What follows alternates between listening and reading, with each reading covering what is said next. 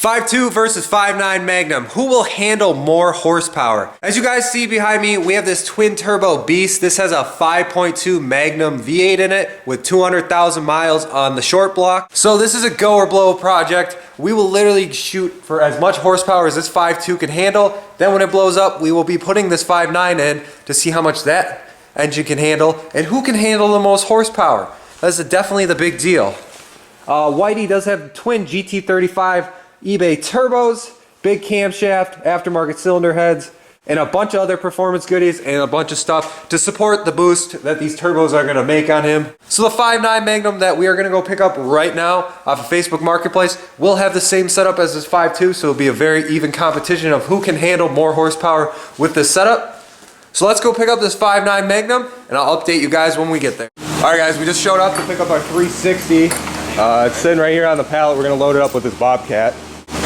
So it is a 360 because you can see the counterweights on it. You can't read the block on the side because it's so crusty, but usually there's printing on the side of the block that says 360. We're going to load it up in Betsy and hopefully this will hold more than the 318. What one do you think is going to hold more, 318 or 360? Honestly, I think I really don't know. I don't know either. I know the 318 will get a lot more RPM out of it compared to the 360. Honestly, I'm rooting for the 360 though. Yeah. Yeah, I'll crank it over if you want. Yeah, I got you.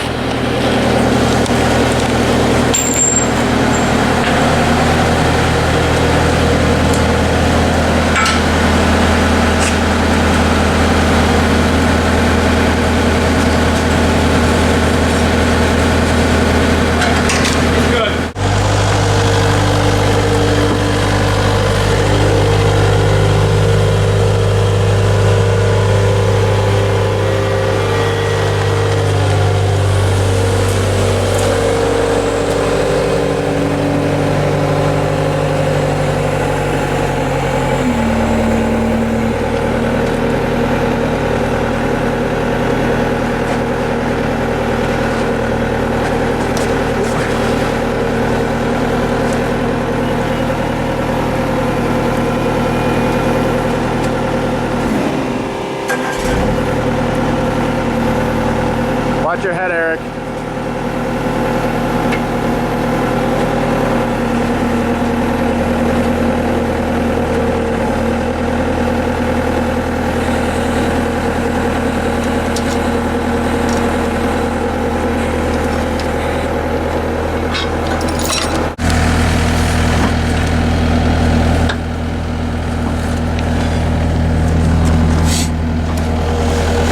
Would you like to say anything while you're standing at the... Yeah, we got 360, boys. Woo! Another one. Another one. I'll have two 360s in the garage. Where's that going? Now, Eric, it's the law. She ain't going nowhere. It's tight. Let's go get this 5.9 unloaded and comment down below what you guys think. Will a 318 5.2 Magnum will handle more power than a 360 5.9 Magnum? Stock versus stock, short block. They both have ARB head studs, the same cam, same heads. Everything top end will be same wise. It'll just be who can handle more power, that stock bottom end. So give us a comment down below. Let us know 5.2 or 5.9 Magnum. What one are you guys rooting for? What are you rooting for, Eric? What am I rooting for? You know, the 5.2 will definitely be able to spin a lot more RPMs. The 5.9 will definitely have a lot more torque though. So I don't know. I think the 5.2 is going to be faster in the quarter mile, but I think the 5.9 will make more horsepower. I agree, but I think the 5.9 is going to be able to handle more power and not blow under pressure. Well, the 5.9 will make probably more power with less boost just because it's bigger displacement, so it's not going to need like 1 or 2 more pounds because it'll probably make the same power with a little less boost just because it's bigger engine. Bigger bore, bigger stroke. It's going to make a little bit more power, less boost. What's the phrase? No replacement for displacement? Yes. So we'll see. And then after it blows up, guys, should we build a 5.9 or 5.2? I was thinking we do a 5.9 stroker, like fully forged, and turn the boost up and go for that 1,000+ wheel horsepower in it. I think that would be sick. I like that idea. We made it back to the shop, the 5.9's in one piece. As you can see, now we're gonna unload it on the cherry picker with Fluffy. It's cold. It is cold. The only thing I'm worried about is there's no oil filter on here, so we might have to take the block apart, clean it up. Hopefully the bearings are still good in it. Take a looky inside. Just clean up in here because I don't want a bunch of dirt and debris in the oiling system because that'll kill bearings super duper quick. So we're gonna get this unloaded and put on our engine stand we have sitting back here, and we'll let you guys know after we get that done.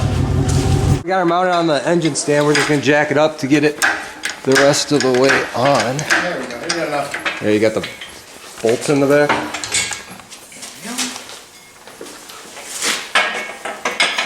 All right, go hold. All right, set her down.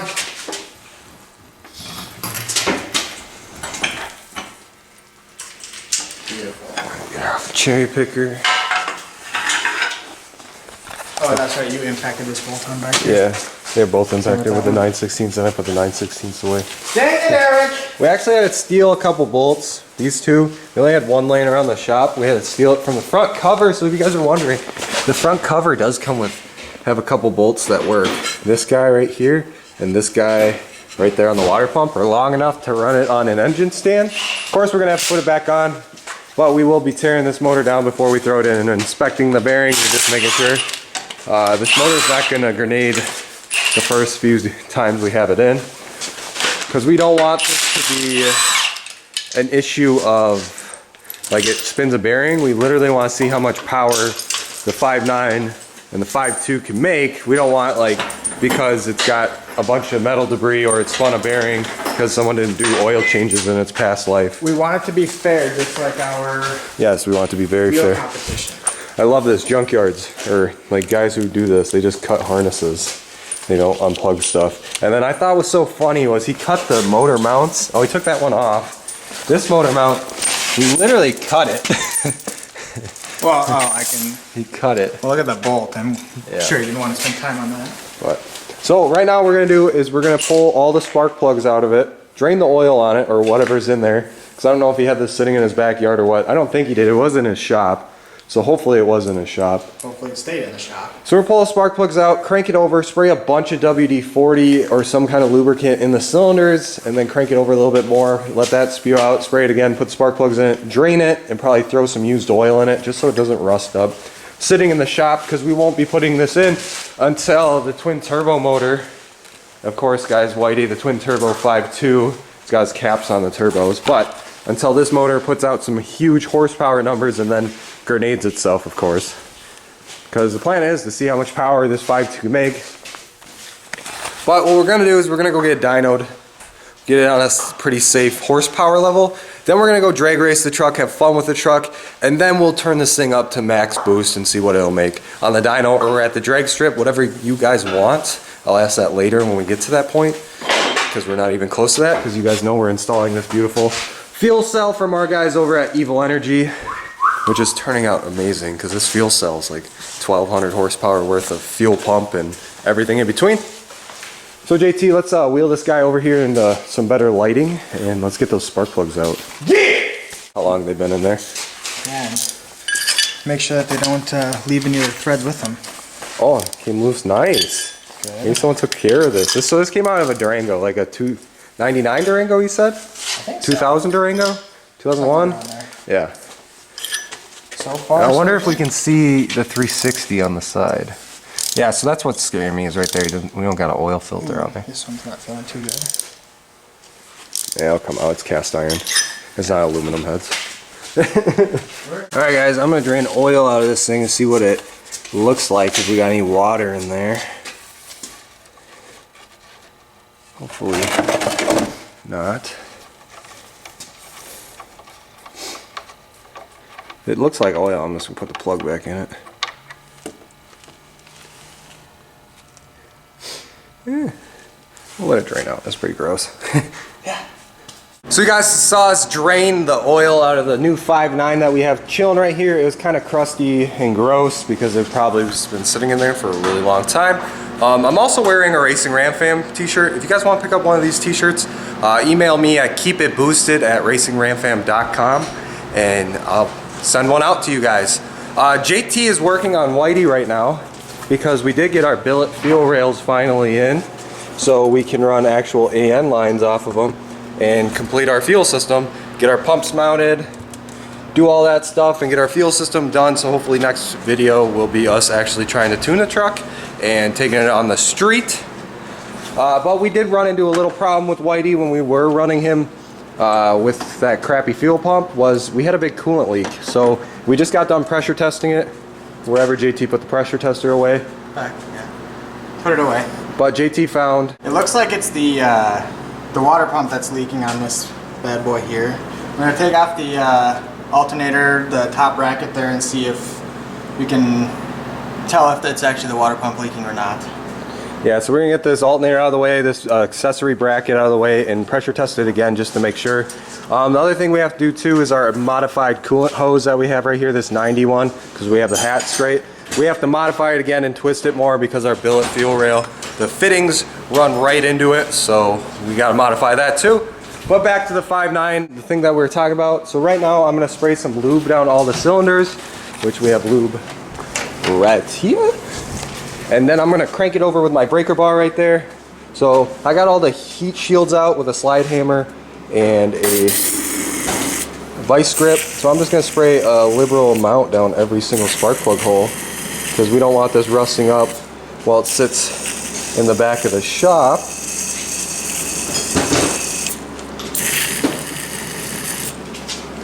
Got a big competition ahead of you there, son. Yes.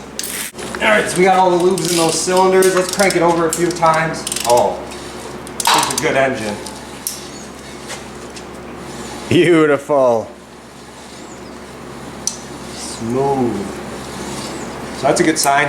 There's definitely, he definitely kept it in his shop, so that makes me a little happier. He didn't keep it out in the snow, because we live in Minnesota, so these things don't really last that long. Alright, that's good. So I'm going to throw all the spark plugs back in it. I'm probably going to throw a quart of used oil in it just to keep that stuff all oiled up. And they'll probably just push it in the back of the shop because we will not be doing anything more to the 5.9 until, of course, the 5.2 takes a crap. So we're going to figure out what this coolant leak is, guys, and if it's the water pump, hopefully we can steal this water pump and slap it on there. JT's got the alternator out, he's got a bunch of other stuff out, we got our coil pack. We're going to have to move our coil pack forward more because we got to twist this like 90 more. And then I might actually just build a stainless line all the way across because this was leaking too, which could have been because I didn't do full beads around it, but I really don't know at the moment. But I mean, it is pretty ugly too. Yeah, it's not that bad.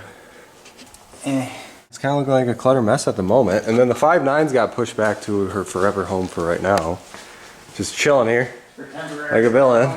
We got a lot of motors in the garage. We also have a 5.7 Hemi. I don't know if any of you guys are interested in Hemi stuff, but we do have a 5.7 Hemi chilling over here, just sitting here doing nothing. It does need a camshaft, so I don't know if you guys are interested in seeing any Hemi stuff. Comment down below, let me know if you guys are interested in 5.7 Hemi stuff or camshafts on that or whatever. Maybe we could do a swap in something cool with a 5.7 Hemi. Swap in a Chrysler 200? No. Oh. Not your daily driver, JT. So yeah, so the water pump is probably the culprit on this one. We got all the old injectors out of our stock rail and put into our billet fuel rails. We also got the brackets mounted on, lined up with the old fuel rails. So I pretty much just hold these like this, line up the injectors, and then tighten the brackets down, get them kind of snug so you can move them back and forth. Tighten them down. We got all our 6AN fittings on the end of the fuel rails. So these guys are ready to go on the motor. JT right now is just getting the hose off the old water pump. Like that. Like that. And then that one's going to go in the trash. And then we're going to put the old 318 water pump that actually came off the truck back on it. Because that water pump was off my old truck. It's actually a Mopar one. It only had a year life on it before it started leaking. And I thought the gasket blew out. It's leaking somewhere down here, that's for sure. And I think this water pump is just junk. So we're going to put a new gasket on that one, clean that up, clean the block up, get that all done. But Whitey's torn back down again. Just a little stuff to button up, and then after we get all this stuff done up by the engine side, we still got to run our fuel lines from our fuel cell all the way up, mount the pumps, wire them in, and get this guy pretty much done. This one dusty and dusty. Well guys, we're going to call this a video. Again, if you want to pick up one of these awesome Racing Ram Fam shirts like me and JT are wearing, Again, email me at keepitboosted@racingramfam.com. But as always, guys, keep it boosted, and we'll see you next one. Peace.